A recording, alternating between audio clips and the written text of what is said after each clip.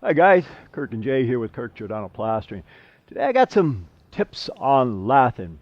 2 weeks ago we did a video and we showed a lot about vents and why to use louver vents. A lot of people corrected me because I said louveler and they all said like your brother, louver vents and so on and so on. I had so many responses that a lot of other people asked me other questions like, Kirk, what kind of paper to use? What gun are you using? Things of that nature. So I'll point it out real quick. Generally, we're using a jumbo tex. Jumbo tex makes 2 layers of papers. This is spot glued, but it's 2 layers. 1, 2. That's code, guys. You got to have 2 layers. It's a 60-minute paper. The guns we're using, I like these Senko. This is a 200 XP, I believe it is. 200 XP. This is a lathing gun. L-A-T-H-I-N-G. Lathing. Not L-A-T-H-E, that's lathe. The lathe machines you carve wood out of and spins it. You could also use a Senko 150 XP, and that's for roofing as well as stucco or lath wire. This is the netting. Blam. This is the netting we use. Now, what kind of netting is this? They have 17 and 18 gauge. Both will work, guys. And there's only one way to put this on. You can put it on backwards, and most of the people who we come and we do work for, I'll get there and I'll say, well, dude, you guys lath this whole garage or this whole house backwards. And they go, what do you mean? Where it curves out, this is how it's supposed to go on because it's furred. I'll show you when we get to the side. It's furred, meaning the fur goes here and then pushes it out, kind of like Dobies.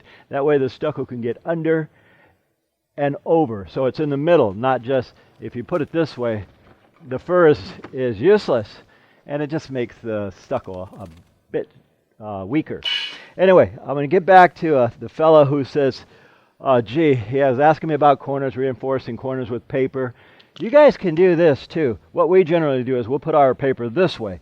We'll come across 6 inches. Then we'll put a piece this way and come over this way 6 inches so that the corner is double wrapped. What we did here is we just put some this peel-and stick. And right here where the guy got cute, and he put a copper Z-flash, and you can do that, but you don't really have to. But if you do that, then we have got to avoid the electrolysis now. Electrolysis is this flash in here is galvanized, so you can't put galvanized over copper electrolysis. One will fail, and you can bet it's the galvanized will fail before the copper. Copper will eat right through it in 100 years, like we're going to be here that long. But for longevity, we have to go by the rules. So what we've done is I put a piece of this peel-and stick over the copper flashing, and now we put here, this paper goes this way, and we're going to tack this down and then use the wire. But why don't we go over here and I'll show you how we staple this off. This 200 XP, you just load the staples like that. And how long are the staples? Staples are here, 1.25 inches. Why? 7/8 of the leg has got to be in the stud, so I have to account for the shear wall or the plywood. Shear wall and plywood is a bit different, so got to make sure we got it right. All right, let me give myself some hose, and I'll show you a couple more tips. And by the way, guys, that video I was talking about where I got so much response from homeowners, I said, gee, Kirk, can you do a few more on the lath and go more into detail?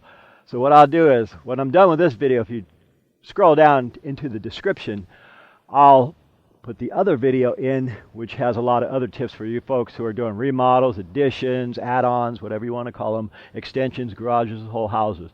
Now, what we do is, here's our paper. This is 2-ply paper. 2-ply jumbo tex. All right, we find the studs.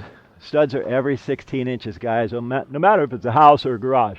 So once you found one stud, I can use my gun right here, and boom, I'm almost 16. I don't even have to mark it, but I mark it in red, and we mark it basically in yellow. That's what these crayons for. That way you can see the yellow on the black especially. And when you're doing your staples every 6 inches, you're just into a fur. I'm kind of going into a fur, guys. That means I'm not in the field we're going to talk about in the field in a second.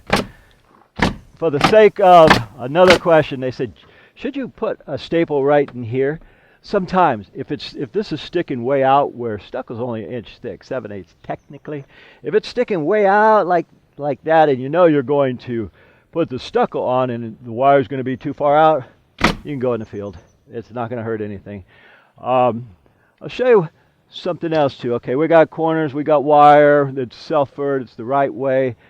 When we get ready to do this, guys, in another week, we've got a cool thing to show you guys how we apply it. It is really cool. So not this week, but the following week, Jay will take that video and upload it. We're going to be doing this. This is a tiny garage, guys. We're going to be doing that, and we're going to be doing here, of course. And we got one other side over on there, plus the front. Again, when we get ready to apply this plaster, we've got a couple machines that are somewhat state-of-the-art and new. And get this, they run on 110. You guys say, what the heck is that? Well, most machines run on 220, and they're nightmares to use because I can't find 220. I once had to send a whole crew home because we couldn't hook up 220, and I had an electrician with me, still couldn't do it. Anyway, next week we're going to show you a simple way, and this is for you contractors. Homeowners, you probably won't need the machine, but contractors, this machine I'm going to show you soon.